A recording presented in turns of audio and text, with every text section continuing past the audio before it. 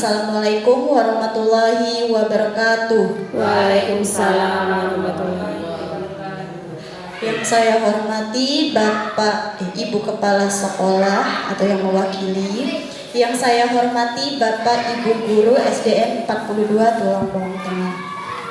Alhamdulillahirrabbilalamin. Assalatu wassalamu ala asrafil anbiya'i wal mursalin wa ala alihi wa sahbihi ajma'in amma ba'du.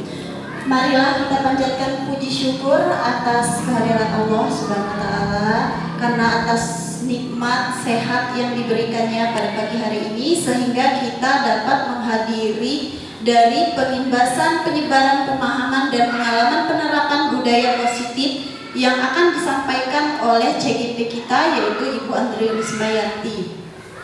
Untuk yang kedua kalinya, sholawat serta salam marilah selalu kita sanjung agungkan kepada Nabi besar kita, Nabi Muhammad SAW beserta keluarga dan sahabatnya.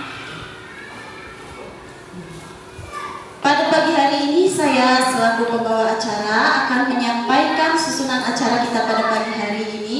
Yang pertama yaitu pembukaan, yang kedua pemaparan materi, dan yang kedua sambutan, yang ketiga yaitu pemaparan materi, dan yang terakhir adalah penutup. Marilah pada pagi hari ini kita buka acara kita pagi hari ini dengan lafal basmalah. Bismillahirrahmanirrahim. Semoga nanti kita pulang bisa membawa banyak ilmu yang bisa kita terapkan kepada anak didik kita. Selanjutnya yaitu sambutan. Dalam hal ini akan disampaikan oleh Ibu Ermani. Kepada beliau persilakan.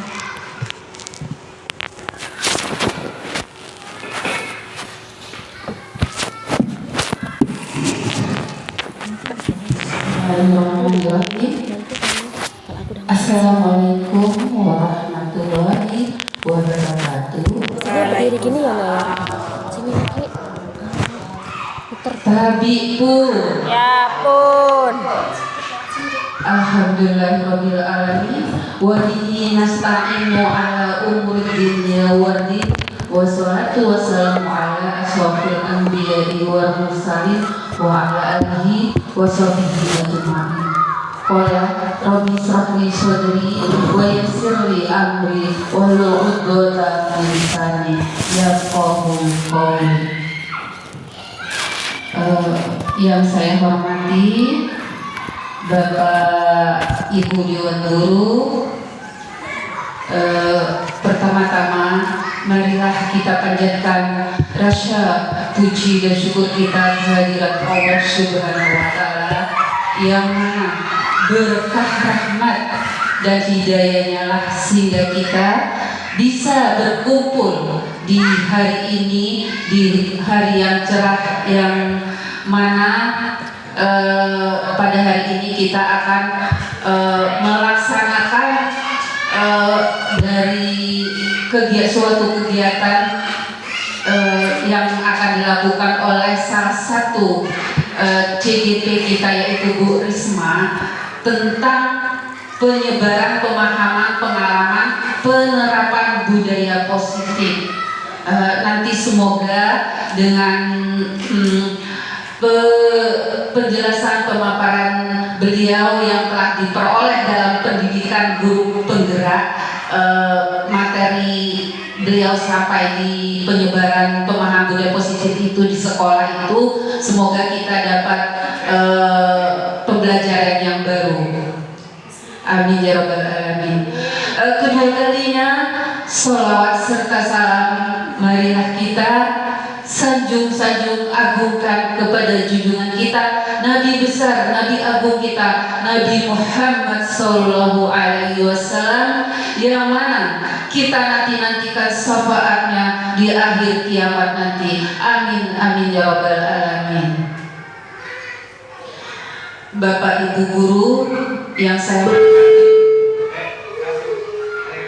pada kesempatan hari ini kita akan menerima atau memperoleh ilmu-ilmu baru nanti yang akan disampaikan oleh calon seorang guru penggerak kita yaitu Bu Risma. Semoga nanti dalam pemaparan penjelasan yang akan dilaksanakan oleh Ibu Risma nanti akan kita dengarkan, akan kita laksanakan di sekolah ini. Kita bersyukur di sekolah kita ini salah satu dari guru kita, rekan sejawat kita telah berhasil mengikuti tes CGP dan alhamdulillah beliau pada kesempatan hari ini akan mengimbaskan kepada kita semua selaku sebagai seorang guru. Mudah-mudahan pembelajaran baru pasti akan kita dapatkan dari beliau. Kemudian harapan dari saya, kita semua dengan nanti adanya pengimbas ini, semoga kita dapat mengambil ilmu beliau dan mengembangkannya, menerapkan di sekolah kita ini. Karena kita tahu sendiri kondisi sekolah kita ini masih banyak kekurangan dan butuh sekali ilmu-ilmu yang harus kita dapatkan. Alhamdulillah hari ini kita akan mendapat ilmu baru nanti yang akan disampaikan oleh Ibu Risma, calon guru penggerak kita, bakal calon. Bu, semangat Bu, tepuk tangan dulu Bu. Beri aplaus kepada rekan sejawat kita yaitu Bu Risma. Kita sangat antusias sekali ya Bu ya, kita bersyukur, sangat senang sekali dengan adanya guru penggerak ini. Kita akan, mungkin sekolah kita akan lebih maju mengadakan event-event baru, dan kita insya Allah dalam pembelajaran terutama untuk guru, untuk kita akan lebih semangat, lebih mengetahui bahwa kompetensi kita sebagai seorang guru itu bagaimana. Berketepatan pada hari ini juga kebetulan ada dua rekan guru kita, rekan sejawat kita yaitu Bu Bu Risma dan Bu Elia telah mengikuti pelatihan yang telah dilaksanakan oleh Dinas tentang literasi, numerasi dan mengontrol emosi seorang guru. Alhamdulillah kita hari ini telah mendapatkan ilmu juga, ilmu yang satu, dan yang kedua ini nanti akan disampaikan kembali oleh Ibu Risma. Jadi semoga kita nanti dapat ilmu baru bahwa kita itu sebagai seorang guru itu harus memiliki beberapa kompetensi dan kita mengerti bahwa kita seorang guru itu harus bagaimana. Insya Allah kalau saya menyimak tadi banyak sekali ilmu-ilmu yang telah saya dapatkan dari pengimbasan tentang pelatihan yang telah diikuti oleh teman kita, sejawat kita, yaitu tentang literasi, numerasi dan mengendalikan emosi. Selanjutnya ini nanti marilah Bapak Ibu guru kita dengarkan dengan hikmat, kita cerna, kita hayati, kita masukkan penuh dengan konsentrasi supaya kita menerima ilmu dari Ibu Risma nanti bisa kita terapkan ya, terutama untuk kita seorang guru, baik itu di lingkungan sekolah maupun di lingkungan masyarakat. Karena untuk budaya positif ini ada di sekolah dan di lingkungan masyarakat. Baiklah Bapak Ibu guru, mungkin sampai di sini saja yang bisa saya sampaikan. Semoga bisa nanti dalam penyampaian yang disampaikan oleh Ibu Risma bisa kita mendapatkan ilmu baru. Apabila ada kata-kata yang salah, saya mohon maaf kepada Allah. Saya mohon ampun. Wabillahi taufiq wal hidayah. Wassalamualaikum warahmatullahi wabarakatuh. Orang juga kan, tidak tahu yang buat dia positif. Baiklah, terima kasih Bu Renoni atas sambutannya.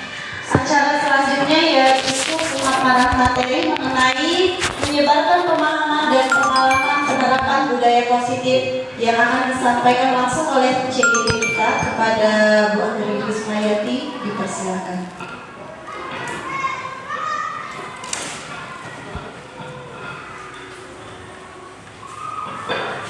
Baik, terima kasih. Assalamualaikum warahmatullahi wabarakatuh. Waalaikumsalam warahmatullahi wabarakatuh. Tabiul. Ya, pun. Terus semangat. Aku bisa. Pasti bisa. Jadi bisa. Semangat. Semangat. Baik, Bapak Ibu masih semangat? Sip. Kalau masih semangat, ayo kita berdiri, kita akan bergoyang terlebih dahulu ya. Sip.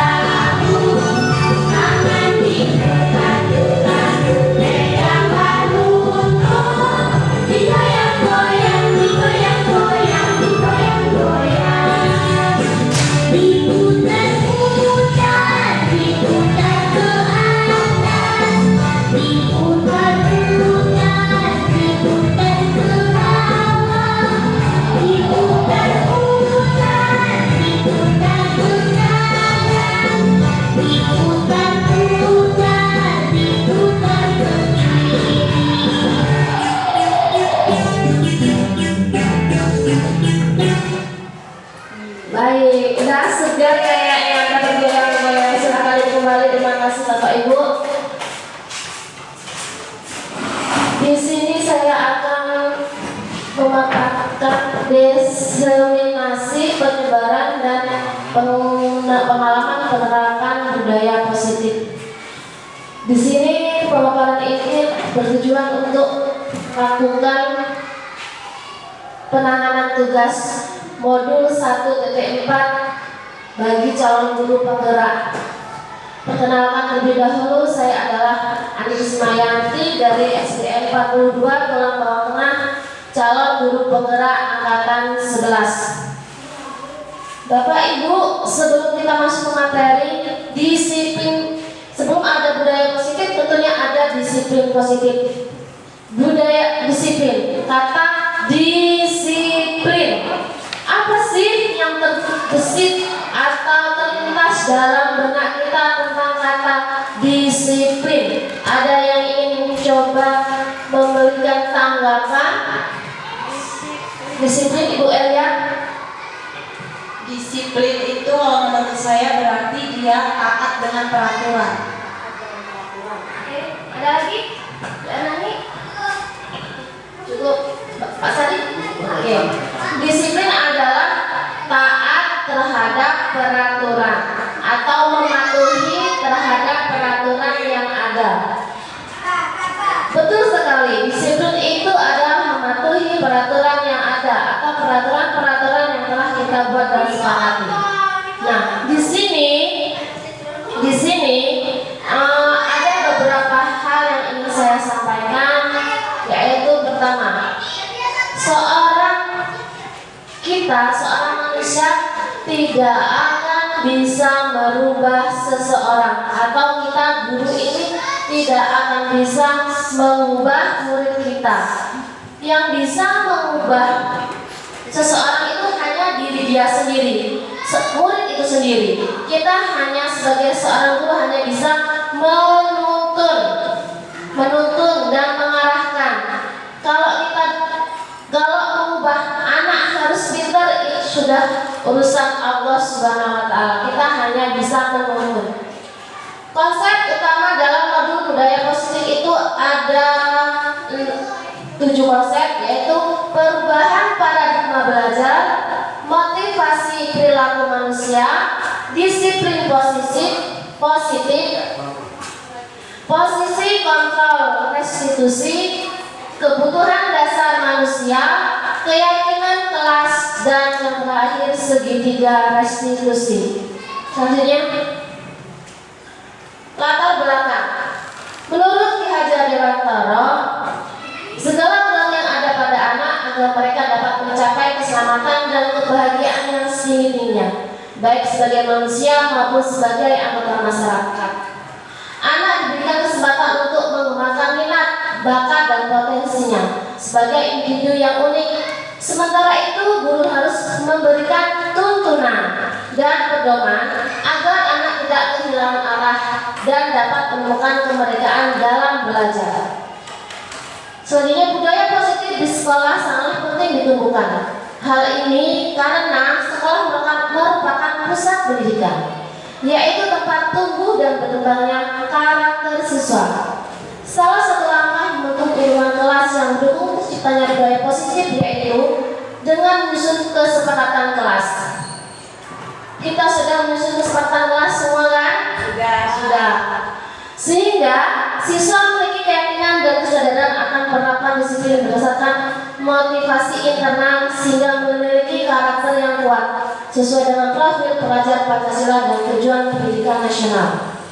Nah, Bapak Ibu sekalian, di sini ada motivasi internal dan ada motivasi eksternal. Kalau motivasi eksternal itu dari luar. Kita melakukan disiplin berarti itu ada motivasi eksternal, yaitu kita mendapat pujian, mendapat imbalan, itu termasuk motivasi eksternal. Kalau motivasi internal itu tumbuh dalam diri kita sendiri. Jadi, saya berangkat pagi. Coba saya ada satu clue, saya akan berangkat pagi supaya saya dapat pujian dari kepala sekolah. Itu termasuk motivasi apa, Bu Nos? Internal. Iya, itu termasuk dari kita mengharapkan pujian atau imbalan. Kalau imbalan mungkin anak-anak begini. Kalau untuk anak-anak nanti kamu harus ranking 1, nanti ibu kasih hadiah buku. Nah, itu termasuk motivasi eksternal. Kalau motivasi internal itu ya dari dalam diri kita, sadar karena kewajiban yang harus kita lakukan. Nah, tanggung jawab kita. Next, relevansi filosofi pendidikan Ki Hajar Dewantara dengan profil pelajar Pancasila. Nah, di sini ada tuntunan. Ada bertani, budi pekerti, kodrat Allah, bukan tabura rasa menghamba pada anak. Untuk yang menghamba pada anak, ini memang harus kita tadi ada mindful apa konsep mindful ya, hadir utuh, sadar penuh. Jadi semua materi itu saling berkaitan ya, dari apa tadi ya, kita dapat dari literasi, numerasi, pengendalian emosi, ke sini disiplin positif itu saling berkaitan. Jadi hadir utuh, sadar penuh. Jadi seorang guru itu kita harus hadir utuh dan sadar penuh. Baik, selanjutnya ada profil pelajar Pancasila. Ada nilai beriman kepada Tuhan Yang Maha Esa dan berakhlak mulia. Nah, itu bisa kita tanamkan dengan cara sekolah kita sudah ada sholat duha bersama, terus Asmaul Husna dan sebagainya. Kebinekaan global yaitu dengan cara anak-anak menyanyikan lagu-lagu wajib bergotong royong kita laksanakan selama setengah 2 minggu sekali.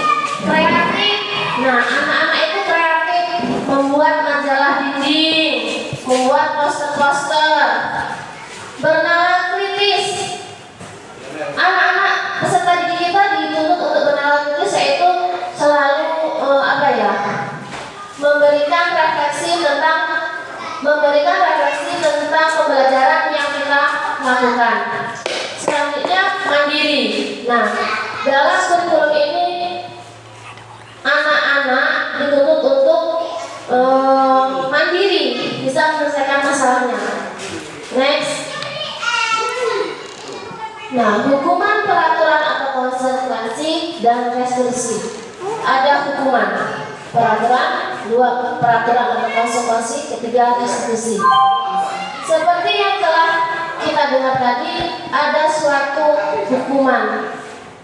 Anak itu di sini dalam hukuman itu ada menyakitkan, tidak nyaman, korban, agresif, akan membenci, balas dendam, menyembunyikan masalah, kamu harus awas nanti kamu. Nah, dalam kata-kata balas dendam itu tadi dalam materi sebelumnya itu ada balas dendam. Jadi kita tuh tidak boleh menyakiti hati anak. Sekesel-keselnya atau sejengkel-jengkelnya atau serumit-rumitnya permasalahan kita di rumah, harus kita tinggalkan di rumah. Jangan sampai bawa ke sekolah, ya Bapak Ibu. Nah, harus kita bisa mengendalikan rasa emosi kita. Karena ya itu tadi takutnya nanti anak-anak itu merasa dendam. Ya betul, nanti pas mereka udah SMP, mereka berpapasan dengan kita, mereka tidak menyapa kita menyalahkan mereka. Padahal itu salah kita. Mengapa dulu kita memperlakukan mereka seperti itu? Marah dengan dia, mengatakan dia bodoh, melakukan ini, itu kan tidak boleh ya Bapak Ibu ya. Peraturan atau konsekuensi. Peraturan konsekuensi ini bertujuan untuk penguatan jangka pendek. Perlu monitoring, murid hanya menghormati peraturan, mendorong kepatuhan, konsep diri baik, kehilangan hak, merasa terkekang, kontrol posisi, ada peraturannya, melakukan apa kata saya. Nah, untuk posisi kontrol ini keberaturan ini sebenarnya ada segi positif dan segi negatif. Segi positifnya ya anak-anak itu patuh sama peraturan, tapi mereka hanya patuh jika kita ada. Kalau kita tidak ada, dia tidak patuh dengan peraturan itu. Terus restitusi, masalah terpecahkan, murid tanggung jawab, menghormati diri dan orang lain, disiplin positif, membentuk kekuatan diri, anak paham dirinya sendiri, bersemangat memperbaiki diri, apa yang kamu yakini, bagaimana cara menyelesaikan masalahmu. Nah, jadi langkah-langkah ini yang paling bagus menurut Bapak Ibu yang mana? Restitusikah atau peraturankah atau hukumankah? Kalau menurut saya dari 3 pemecahan masalah ini, yang pertama hukuman, yang kedua konsekuensi, yang ketiga restitusi. Dari antara 3 ini menurut saya yang paling lebih bisa diterapkan yaitu menggunakan segitiga restitusi. Ya, benar sekali. Kita dalam penyelesaian masalah terhadap anak-anak itu kita menggunakan segitiga restitusi. Next. Sebelum kita melangkah dengan segitiga restitusi, tentunya kita akan membuat suatu keyakinan kelas. Keyakinan kelas itu seperti apa, Bapak Ibu? Keyakinan kelas itu bersifat lebih abstrak daripada peraturan yang lebih rinci dan konkret. Keyakinan kelas berupa pernyataan universal. Pernyataan keyakinan kelas senantiasa dibuat dalam bentuk positif. Keyakinan kelas setidaknya tidak terlalu banyak sehingga mudah diingat dan dipahami oleh semua warga kelas. Keyakinan kelas sebaiknya sesuatu yang dapat diterapkan di lingkungan tersebut. Semua warga kelas hendaknya ikut berkontribusi dalam pembuatan keyakinan kelas lewat kegiatan curah pendapat, bersedia meninjau kembali keyakinan kelas dari waktu ke waktu.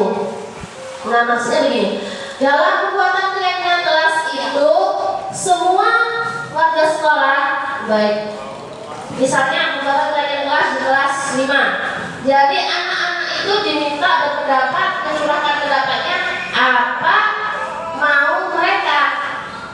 Misalnya datang tepat waktu, malu jika terlambat, tidak mengerjakan PR bagaimana, apakah ada konsekuensinya. Terus selanjutnya ini ada beberapa contoh pembuatan keyakinan kelas. Terus keyakinan kelas juga itu harus kita buat dengan relevan. Misalnya keyakinan kelas yang kita buat 1 semester yang lalu sudah tidak relevan lagi dengan keyakinan kelas saat ini. Jadi keyakinan kelas itu harus kita ubah, ya Pak Ibu. Jadi harus kontinuitas. Selanjutnya keyakinan kelas 1. Jangan segala pekerjaan itu benar yang telah ditugaskan.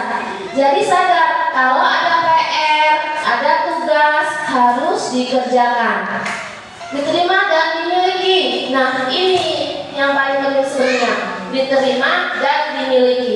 Jadi kita sebagai seorang pendidik itu harus bisa memberi penguatan kepada anak-anak bahwa teman-teman semuanya itu adalah satu keluarga. Jadi harus saling menerima dan saling memiliki. Tidak boleh saling mengejek, tidak boleh saling mencemooh, apalagi membuli.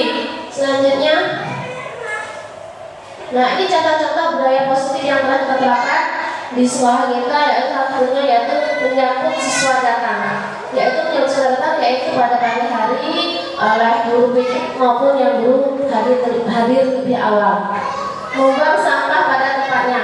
Membuang sampah pada tempatnya ini yaitu anak-anak tadi bergotong royong, misalnya dalam 2 minggu sekali atau 1 bulan sekali anak-anak bergotong royong. Next. Peraturan keyakinan kelas, peraturan kelas dan ini perbedaan peraturan kelas dan keyakinan kelas. Peraturan kelasnya adalah kembalikan barang ke tempatnya. Yang timbul dari keyakinan itu yaitu rasa bertanggung jawab. Terus hadir di sekolah 15 menit sebelumnya, menghormati orang lain dan komitmen. Bergantian atau menunggu giliran untuk menghormati dan berempati. Selanjutnya, setelah kita membuat keyakinan kelas, yang perlu kita pahami yaitu tentang kebutuhan dasar manusia. Kebutuhan dasar manusia di sini menurut Dr. William Glasser itu ada 5, yaitu bertahan hidup, kebebasan. Tapi nanti kayak gitu. Kebebasan, kita menemukan rasa bebas, ya. HP-nya itu rasa bebas. Kita nggak mau kan kalau kita hidup kita dikekang. Ya anak-anak tuh seperti itu. Anak-anak nggak mau dikekang. Kamu harus begini, kamu harus begitu ya. Terus kesenangan. Nah ini perlu refreshing. Semua makhluk, nggak itu tua, nggak itu muda, perlu kesenangan. Kesenangan, penguasaan dan merasa diterima. Nah, setiap orang harus pengenlah merasa diterima. Kita nggak menggiri diri kita. Kalau kita dikucilkan, pasti gimana atau perasaan kita ya Bapak Ibu ya. Misalnya dalam satu kantor inilah, dalam satu sekolah, misalnya dalam kantor ada yang lagi singgutan, apa seperti marah-marahan. Jadi kan nggak ini apa namanya, nggak saling tegur itu kan nggak enak kan. Iya, sudah ya Bu. Nah, segera merayakan keyakinan, validasi tindakan yang salah. Tentu punya, jika kita anak-anak melakukan suatu kesalahan, jangan kita harus menjas. Ngapain kamu begitu? Ngapain kamu begitu? Kok kamu bisa terlambat sekolah? Jangan langsung seperti itu Bapak Ibu ya. Harus kita tanya. Ini habis mati lagi. Ada apa kerjaan kamu? Kita tanya dengan kita cari itu gitu ya. Jadi kita bahasa kita lembut ibu-ibu. Jadi kamera akan mati secara otomatis. Dendam pada diri kita. Yang selanjutnya itu menstabilkan identitas. Menanyakan keyakinan kelas apa yang telah kita sepakati. Kamu ingin menjadi seperti apa? Nah, untuk keyakinan kelas itu yaitu menanyakan, jika kamu tidak mengerjakan PR, berarti kamu kan sudah melanggar keyakinan kelas. Nah, keyakinan kelas apa yang telah kamu melanggar? Itu kan jika kita menanyakan keyakinan kelas. Nah, setelah kita menanyakan itu, kita lalu bertanya, kamu sebenarnya ingin seperti apa sih nak? Gitu. Ya Bapak Ibu ya. Selanjutnya begini.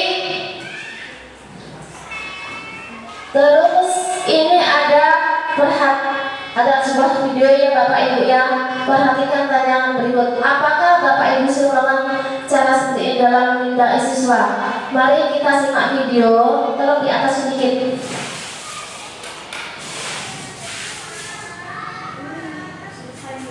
Nah, mana yang sudah kita lakukan? Ini adalah posisi kontrol.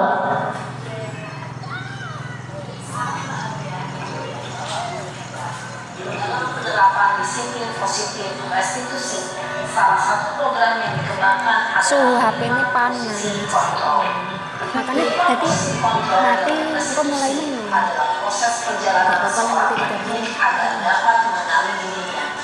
Pada video kali ini kita akan membahas tentang 5 posisi kontrol yang dikembangkan oleh Diane Dawson dan contoh penerapannya.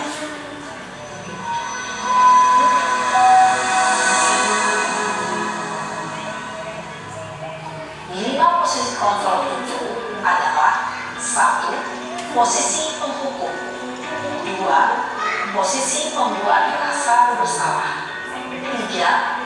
Posisi teman, 4. Posisi pemantau atau monitor, dan 5. Posisi manajer. Untuk lebih memahami kelima posisi tersebut, mari kita saksikan kasus Naren yang terlambat hadir 20 menit di sekolah dan melihat bagaimana kelima posisi kontrol dalam menghadapi masalah tersebut.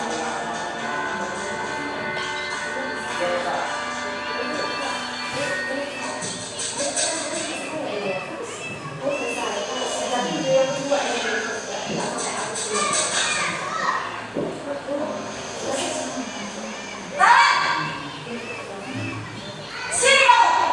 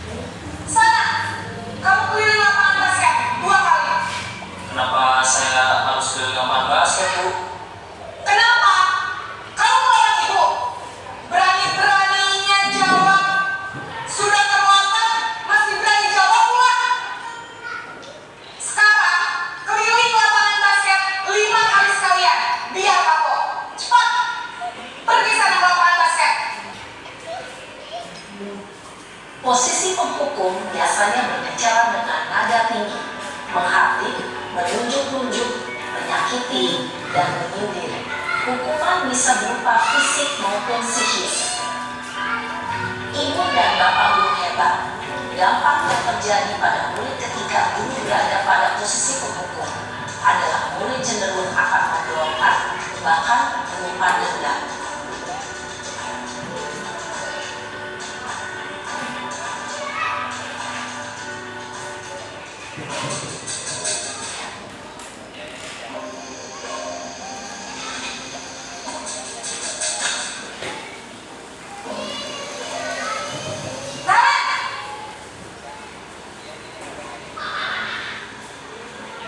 Selamat pagi, Bu. Naren, kamu kenapa terlambat lagi, nak? Ya Tuhan, Naren, kamu senang ya bikin ibu susah ya? Kalau kamu terlambat lagi, nanti ibu yang ditegur bapak kepala sekolah, nak. Disangka ibu tidak bisa membina kamu. Duh, gimana ini? Maaf, Bu. Duh, Gusti Naren, kamu suka ya kalau ibu ditegur bapak kepala sekolah? Terus, sekarang ibu harus tulis apa yang ibu absen? Ini kamu sudah sering terlambat loh. Ibu harus apa coba? Maaf, Bu. Maaf sekali. Ya sudah, lain kali jangan bikin ibu susah lagi ya, nak ya. Ibu tidak akan kuat lagi kalau kamu begini terus. Bisa jantungan kalau ibu tegur bapak kepala sekolah. Sana cepat ke kelas. Maaf ya, Bu. Maaf sekali. Menjadi orang yang gagal, memandang buruk dirinya sendiri, merasa tidak berharga, dan tidak sanggup membahagiakan orang lain. Ketika guru mengambil posisi pembuat rasa bersalah, murid akan menganggap dirinya yang bersalah dan ia akan menyimpan emosi negatif tersebut di dalam dirinya.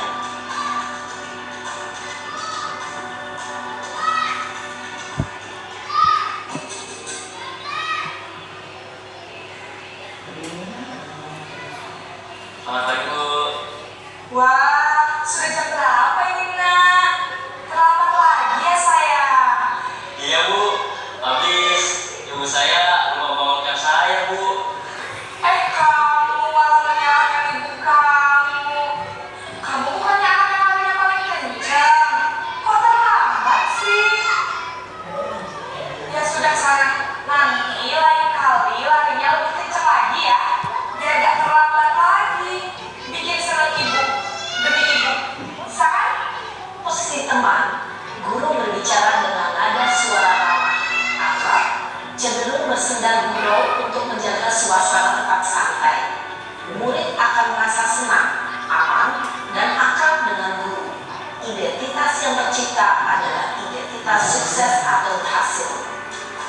Namun, perlu diingat, karena ini masih dorongan eksternal, maka ada faktor ketergantungan dari murid kepada orang tertentu. Di sini, guru absennya, sehingga di lain waktu, murid bisa berperilaku baik, namun hanya kepada orang-orang tertentu saja.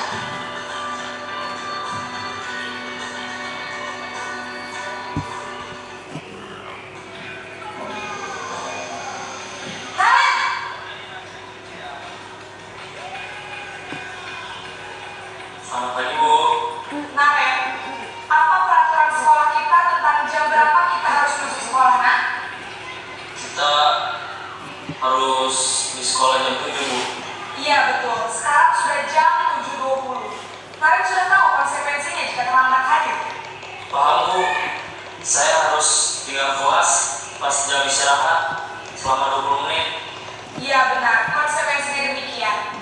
Jadi nanti jam 9.30 pas istirahat, kamu harus tinggal di kelas, kerjakan tugas tambahan untuk ketertinggalan kamu, ya? Baik, Bu.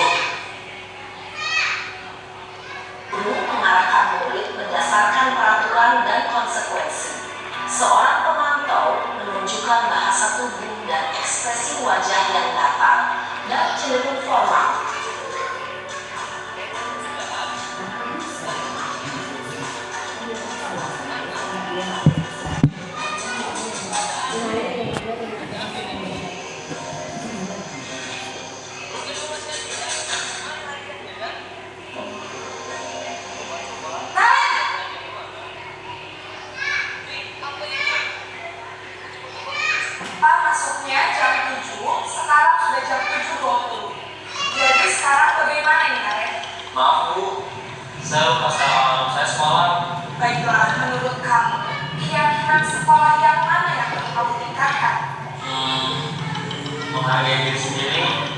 dan orang lain tidak, Bu. Setuju. Jadi, apakah Naren meyakini prinsip saling menghormati tersebut? Iya, Bu, saya meyakininya. Apakah Naren bersedia memperbaiki masalah keterlambatan ini? Bersedia, Bu. Bagaimana kamu akan perbaiki masalah keterlambatan ini? Saya akan coba untuk tidak lupa menyetel alarm saya, Bu. Baik, kalau Naren lupa menyetel alarm di rumah, ada orang yang kira-kira bisa bantu mengingatkan tidak? Ada, Bu. Kakak saya, Kak Emma. Ada lagi selain Kak Emma? Selain Kak Emma, ada ibu saya. Baik, jadi yang mengingatkan Naren adalah Kak Emma dan Ibu kamu ya? Kira-kira akan mulai setel alarm kapan nih Naren? Setelah pulang sekolah, akan segera saya lakukan. Baik, jadi Naren akan setel alarm untuk bangun besok pagi dan akan diingatkan oleh kakak dan ibunda Naren ya. Ada lagi yang mungkin perlu dilakukan Naren agar tidak terlambat bangun lagi? Tidak ada, Bu. Baik Naren, terima kasih untuk bersama kamu. Sekarang kita kembali ke kelas untuk belajar. Baik, Bu. Terima kasih. Sisi yang positif, yaitu murid yang mandiri, bertanggung jawab, dan dapat memecahkan masalah. Tujuan dari posisi ini adalah agar murid dapat berefleksi atas tindakannya. Guru akan dengan tulus memberikan pertanyaan-pertanyaan berbeda, sehingga membuat murid dapat belajar dari kesalahannya dan mencari sebuah solusi. Sini aja, lihat tuh. Ibu dan bapak guru hebat, setelah mengamati adegan 5 posisi kontrol tadi, kira-kira posisi mana yang paling ideal? Posisi mana yang dapat menunjang motivasi dan prinsip murid? Ya, tentu posisi manajer. Posisi ini memang posisi ideal yang ingin dituju setiap pendidik. Pada posisi inilah, guru dapat menerapkan disiplin positif yang berpihak pada murid, yang memerdekakan. Perjalanan seorang pendidik tentunya tidak mudah untuk sampai pada posisi seorang manajer. Namun, tujuan kita pasti, yaitu menciptakan murid-murid yang mandiri, merdeka, dan bertanggung jawab. Semoga penggambaran 5 posisi kontrol yang telah diperlihatkan ini dapat menjadi ajang refleksi bagi kita semua, agar dapat terus mengasah dan menerapkan disiplin positif yang memerdekakan murid. Baik Bapak Ibu, nah dari video yang kita lihat, kira-kira posisi kontrol yang mana yang baik kita terapkan di lingkungan sekolah untuk anak-anak kita? Gimana Bu Erlani?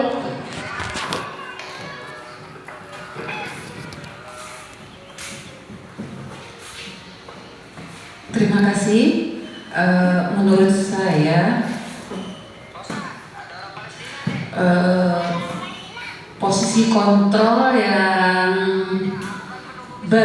baik untuk kita sebagai pendidik guru, yang poin coba Bu ini di itu coba saya ini dulu. Sepertinya posisi manajer Bu.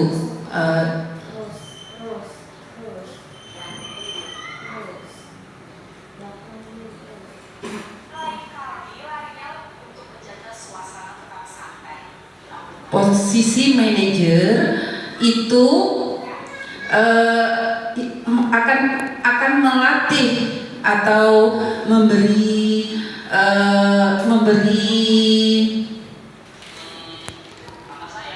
saran untuk penyelesaian kepada siswa, yang mana dengan kita sebagai seorang guru harus jika ada seorang peserta didik atau siswa mengalami suatu masalah seperti telah dicontohkan di video itu, datang terlambat pada saat berangkat sekolah, di mana untuk posisi sebagai manajer itu, seorang guru itu menyampaikan atau menyapa anak, menegur anak itu dengan memberi saran yang dengan perkataan tidak menyinggung perasaan anak tersebut, dengan saran yang baik, dengan memberi motivasi bagaimana dia tidak akan terlambat lagi dengan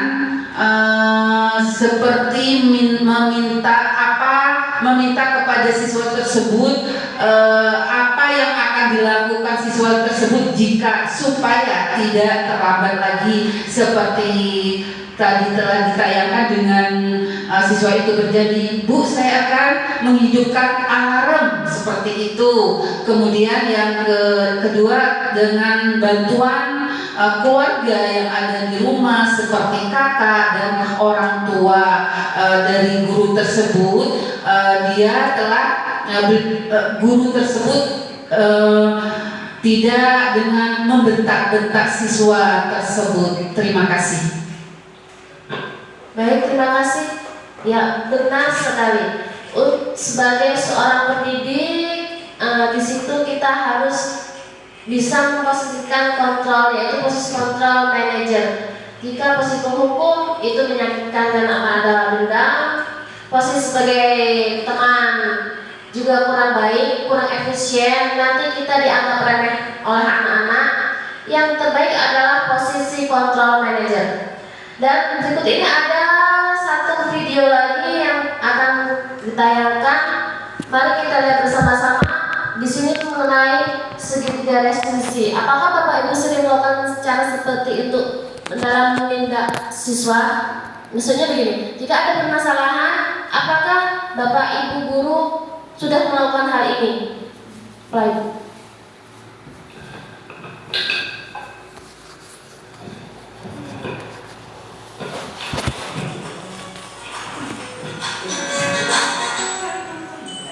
Salam dan bahagia Ibu dan Bapak Guru hebat.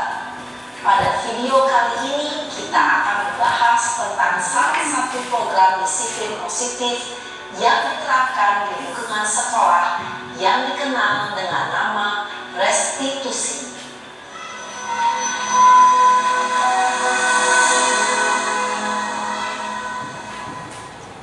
Restitusi dikembangkan oleh pakar pendidikan Diane Gosson, berlandaskan pada teori kontrol Dr. William Glaser.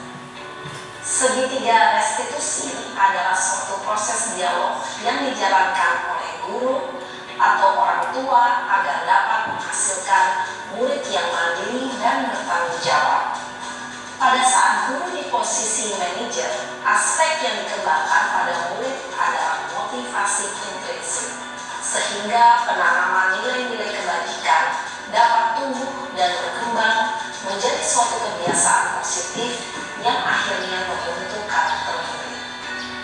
Proses dialog ini terdiri dari 3 langkah yang digambarkan pada ketiga sisi pada segitiga restitusi. Sisi pertama adalah menstabilkan identitas. Sisi yang kedua adalah validasi tindakan yang salah. Dan sisi yang ketiga adalah menanyakan keyakinan. Ibu dan Bapak Guru, berikut ini akan ditunjukkan bagaimana seorang guru berada dalam posisi manajer menggunakan penerapan segitiga restitusi.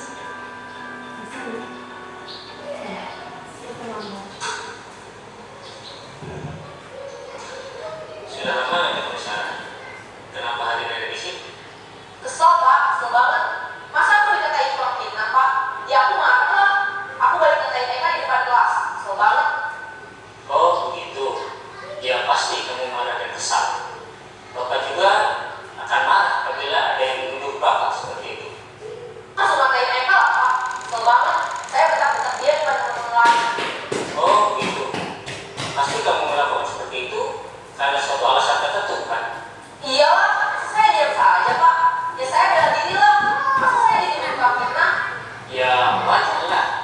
Mempertahankan harga diri itu sesuatu yang penting. Untung kamu tidak bertindak lebih gagal lagi. Hanya membentak-bentak. Iya Pak. Untung saya masih bersabar dan hanya membentak saja. Sudah gemes padahal saya pasti bela diri lah. Ya pasti ya. Tapi kamu memilih untuk tetap bertahan dan bersabar. Nah, sekarang coba kita lihat lagi tindakan kamu yang mentak-mentak Eka di kelas. Tindakan kamu itu kira-kira sesuai dengan keyakinan kuasa atau prinsip kamu tidak? Jadi saat menghargai orang lain, mungkin saat itu saya menjadi emosi. Duduk. Makanya duduk, nggak usah kemana-mana. Kamu meyakini tidak? Menghargai orang lain itu Duduk sini, penting buat kamu? Yakin lah Pak. Iya, setuju. Kita harus saling menghargai. Namun, ada juga keyakinan yang kita sepakati yang perlu kita jalankan apabila kita sedang marah, kan? Ya, saya bisa proaktif dengan diri sendiri. Saya bisa jadi bersabar, mengambil resiko, pikir, melakukan itu. Kira-kira kamu bersedia memperbaiki masalah ini tidak? Sedia Pak. Kalau kamu memperbaiki masalah ini, kamu akan menjadi orang seperti apa? Saya akan menjadi orang yang bertanggung jawab kali ya Pak. Dan senantiasa proaktif. Iya, menurut kamu bagaimana rasanya menjadi orang seperti itu? Ya nyaman lah. Yuk kita pikirkan bagaimana memperbaiki masalah ini. Segitiga restitusi. Mari kita bahas satu persatu. Pada sisi pertama, menstabilkan identitas berdasarkan pada prinsip bahwa membuat kesalahan adalah bagian dari proses pembelajaran. Sisi pertama dari segitiga ini berperan menggeser identitas murid dari identitas gagal ke identitas sukses. Murid yang sedang bertingkah laku yang tidak pantas atau menarik diri saat itu sedang mengalami identitas gagal. Bila kita mengkritiknya, maka posisinya tidak akan berubah. Kita bisa mengajukan pernyataan-pernyataan ini. 1. Membuat kesalahan sesuatu yang wajar. 2. Manusia tidak ada yang sempurna. 3. Kita bisa memperbaiki masalah ini. 4. Saya tidak menanyakan kesalahannya. Saya lebih fokus bagaimana memperbaiki masalah ini. 5. Apakah saat ini kamu tengah menjadi orang yang baik untuk dirimu sendiri? Pada sisi kedua, validasi tindakan yang salah berlandaskan pada prinsip bahwa setiap perilaku berupaya memenuhi suatu kebutuhan tertentu. Guru yang telah memahami itu dan mencoba untuk mengenali tujuan dari perilaku murid, menada suara tidak menghakimi atau memojokkan, sehingga dapat mengembalikan murid pada posisi positif. 1. Kamu bukan melakukannya tanpa suatu alasan tertentu. 3. Kamu melakukannya karena mempertahankan sesuatu yang penting bagimu. 4. Mungkin kamu bisa mempelajarinya? Menanyakan keyakinan. Teori kontrol menyatakan bahwa pada dasarnya kita termotivasi secara intrinsik pada saat perilaku yang salah telah divalidasi. Maka murid telah siap menaikkan keyakinannya dengan tindakannya yang salah dan pemikirannya telah bergeser ini menjadi. Pertanyaan-pertanyaan ini dapat mengaitkan keyakinan-keyakinan yang diambil. 1. Sebagai nilai apa yang telah kita sepakati. 3. Seperti apa gambaran sebuah kelas yang ideal bagi kamu. 4. Kamu ingin menjadi orang seperti apa? Dalam menerapkan segitiga restitusi, perlu diperhatikan beberapa hal, yaitu 1. Perilaku yang salah perlu dikaitkan dengan nilai-nilai atau keyakinan-keyakinan yang telah disepakati atau dituju. 2. Kesediaan orang yang melakukan kesalahan untuk memperbaiki masalah. 3. Pemecahan masalah sebisa mungkin relevan atau memiliki hubungan dengan masalah yang ada. 4. Usaha. Perlu adanya suatu usaha perbaikan dari pihak yang berbuat kesalahan. 5. Waktu. Perlu didedikasikan waktu dari pihak yang berbuat kesalahan. Tanyakan kapan akan mulai dilakukan usaha untuk memperbaiki masalah. 6. Dengan memahami struktur penerapan segitiga restitusi, diharapkan guru dapat menerapkan posisinya sebagai manajer dengan mengajukan pertanyaan-pertanyaan bermakna yang dapat membuat murid menjadi lebih percaya diri, bertanggung jawab, dan mandiri. Nah, ibu bapak guru perlu tidaknya mengikuti ketiga tahapan dalam segitiga restitusi bergantung pada ringan beratnya suatu permasalahan. Misalnya, bila permasalahan tersebut ringan, maka tidak perlu dijalankan secara berurutan. Bahkan bisa semudah menanyakan, apa keinginan yang kita sepakati? Dengan menjalankan segitiga restitusi, dengan mengajukan pertanyaan-pertanyaan bermakna, diharap secara pribadi dapat membuka wawasan murid agar dapat menyelesaikan permasalahannya sendiri, semakin percaya diri, mandiri, dan merdeka. Salam dan bahagia, ibu bapak guru hebat. Nah, di sini jelas Bapak Ibu Guru. Dari video yang kita lihat tadi jelas bahwa penggunaan segitiga restitusi adalah cara yang paling tepat untuk penyelesaian masalah yang ada di sekolah kita atau di kelas kita, terutama dengan permasalahan anak didik kita. Namun di sini segitiga restitusi ini tidak bisa dipungkiri, ini bisa juga digunakan untuk penyelesaian masalah baik di rumah maupun di masyarakat. Bi, selanjutnya saya rasa terima kasih kayaknya.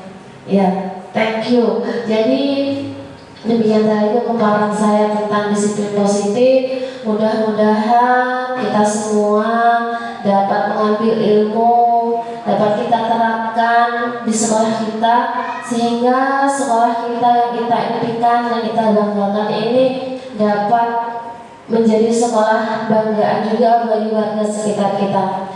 Sebelum acara saya tutup, jika saya mengatakan SDN 42 Tolangkong Tengah maju, maju, ya Bu ya, 3 kali ya Bu ya, maju, maju, maju. SDN 42 Tolangkong Tengah Maju, maju, maju. Baik, terima kasih Bapak Guru hebat. Saya di sini hanya sharing dan belajar, mari kita sama-sama belajar. Jika ada kata-kata yang salah, itu datangnya dari saya, dan kepada Allah saya mohon ampun. Akhir kalam, wabillahi taufiq wal hidayah. Wassalamualaikum warahmatullahi wabarakatuh. Waalaikumsalam warahmatullahi wabarakatuh. Ya, terima kasih atas pemaparan materi. Selanjutnya yaitu acara penutup. Ya, sudah sampai pada penghujung acara. Semoga dari ilmu-ilmu yang kita dapatkan bisa kita terapkan. Amin. Kita akhiri acara kita pada pagi hari ini dengan lafal hamdalah. Alhamdulillahirabbil alamin. Saya akhiri, kurang dan lebihnya saya mohon maaf, kepada Allah saya mohon ampun. Saya akhiri, wassalamualaikum warahmatullahi wabarakatuh. Waalaikumsalam